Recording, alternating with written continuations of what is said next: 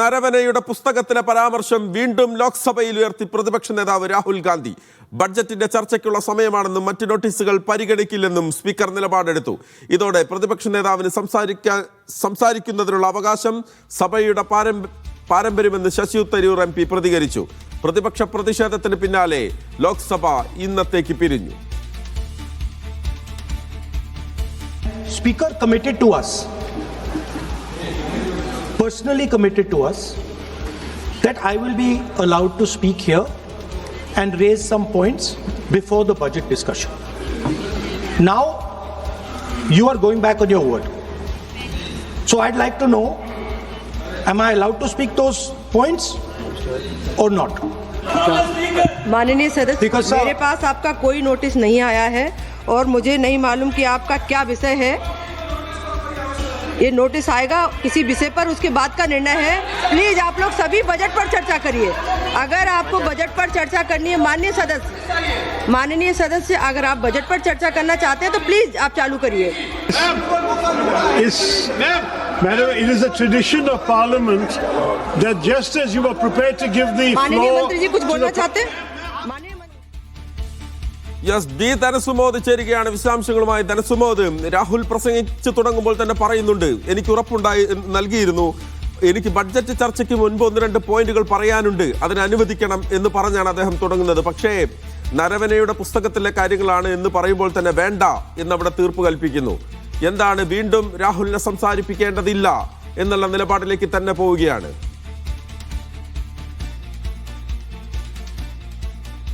മഹേഷ്, കഴിഞ്ഞ കുറച്ച് ദിവസങ്ങളായി പാർലമെന്റ് തുടർച്ചയായി സ്തംഭിക്കുകയാണ്. അതിന്റെ പ്രധാന കാരണമായി പ്രതിപക്ഷം ഉയർത്തിക്കാട്ടുന്നതും പ്രതിപക്ഷം സമരം ചെയ്യുന്നതും പ്രതിപക്ഷ നേതാവ് രാഹുൽ ഗാന്ധിയെ സംസാരിക്കാൻ അനുവദിക്കുന്നില്ല എന്ന് ചൂണ്ടിക്കാട്ടിയാണ്. ഇതേ തുടർന്നാണ് ഈ പ്രതിപക്ഷ ഉയർത്തുന്ന ഈ ബഹളത്തിനിടയിൽ സ്തംഭനം ഒഴിവാക്കാൻ വേണ്ടി സ്പീക്കറുടെ ഒരു അധ്യക്ഷതയിൽ ഒരു ചർച്ച നടത്തിയത്. പാർലമെന്ററി കാര്യമന്ത്രി കിരൺ റിജിജു ഉൾപ്പെടെയുള്ളവർ പങ്കെടുത്തിരുന്നു. ഈ ബജറ്റ് സമ്മേളനത്തിലെ ചർച്ചകൾക്ക് മുമ്പായിട്ട് തന്നെ പ്രധാനപ്പെട്ട ചില പോയിന്റുകൾ രാഹുൽ ഗാന്ധിക്ക് ഇനി സംസാരിക്കാനുണ്ട്, അതിനുള്ള അവസരം നൽകാം എന്നുള്ളൊരു കാര്യം ഉറപ്പ് നൽകിയിരുന്നു. ഇതേ തുടർന്നാണ് രാഹുൽ ഗാന്ധി സംസാരിക്കാൻ ആരംഭിച്ചത്. പക്ഷേ സംസാരിക്കാൻ തുടങ്ങിയപ്പോൾ തന്നെ ഈ നരവനയുടെ ബുക്ക് കോട്ട് ചെയ്ത് ഉടൻ തന്നെ ഇത്തരത്തിൽ വലിയ തരത്തിലുള്ളൊരു ബഹളം ഭരണപക്ഷത്തു നിന്നുണ്ടാകുകയായിരുന്നു. ഇതേ തുടർന്ന് സംസാരിക്കാൻ ഇനി ഒരിക്കലും രാഹുൽ ഗാന്ധി ഈ വിഷയം അനുവദിക്കുന്നില്ല എന്ന നിലപാട് തന്നെയാണ് ചെയറും സ്വീകരിച്ചത്. ഇതേ തുടർന്ന് ബഹളം വളരെ ശക്തമായി തന്നെ തുടരുകയായിരുന്നു. ഇതിനിടയിലാണ് വളരെ കൗതുകകരമായിട്ടുള്ളൊരു കാര്യം, സാധാരണ രാഹുൽ ഗാന്ധിക്ക് വേണ്ടി സംസാരിക്കാൻ ഇറങ്ങുന്നത് പലപ്പോഴും കേരളത്തിൽ നിന്നുള്ള MP-മാരും KC വേണുഗോപാലും തുടങ്ങിയ ആൾക്കാരാണ്.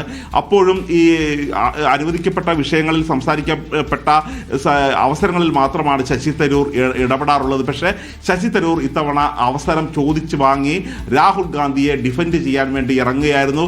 പ്രതിപക്ഷ നേതാവിന് സംസാരിക്കാൻ അവസരം കൊടുക്കുന്നതാണ് സഭയുടെ പാരമ്പര്യം. കഴിഞ്ഞ 70 വർഷത്തിലേറെയായി ഇത്തരത്തിലുള്ള ഒരു പാരമ്പര്യത്തിലാണ് ഇന്ത്യ മുന്നോട്ട് പോകുന്നത്. അതുകൊണ്ട് പ്രതിപക്ഷ നേതാവിനെ സംസാരിക്കാൻ അനുവദിക്കണം എന്നുള്ള ഒരു നിലപാട് തന്നെയാണ് ശശി തരൂർ ഉറച്ചു പറഞ്ഞത്. ഇതുകൂടാതെ R സുധ എന്ന കോൺഗ്രസിന്റെ MP-യും അവർ രംഗത്തിറങ്ങിയിരുന്നു. സ്പീക്കറുടെ ഒരു പരാമർശത്തിൽ സ്ത്രീകൾക്ക് അനുചിതമായ ചില പരാമർശങ്ങൾ നടത്തിയിരുന്നു. നരേന്ദ്രമോദിക്കെതിരെ സ്ത്രീകൾ, പ്രതിപക്ഷ നിരയിലുള്ള സ്ത്രീകൾ ഇറങ്ങിത്തിരിച്ചിരിക്കുകയാണ് എന്നുള്ളൊരു കാര്യമാണ് പറഞ്ഞത്. മാത്രമല്ല ഇക്കാര്യത്തിൽ പിന്തുണച്ചുകൊണ്ട് സഭയ്ക്ക് പുറത്ത് മാധ്യമപ്രവർത്തകരോട് സംസാരിച്ചപ്പോൾ പ്രിയങ്ക ഗാന്ധിയും ഇക്കാര്യങ്ങൾ തന്നെ ആവശ്യപ്പെട്ടു. അതുകൊണ്ട് ഇക്കാര്യത്തിൽ സ്ഥിരീകരണം നടത്തണം. ഓം ബിർള സ്പീക്കർ ഇതിനകം തന്നെ ഇപ്പോൾ അപമാനിച്ചിരിക്കുന്നത് സ്ത്രീകളെയാണ് എന്നുള്ളൊരു കാര്യം കൂടിയാണ് ഇപ്പോൾ ചൂണ്ടിക്കാണിച്ചിരിക്കുന്നത്. പ്രതിപക്ഷ ബഹളം വളരെ ശക്തമായതിനെ തുടർന്ന് സഭ ഇന്നത്തേക്ക് പിരിയുകയായിരുന്നു.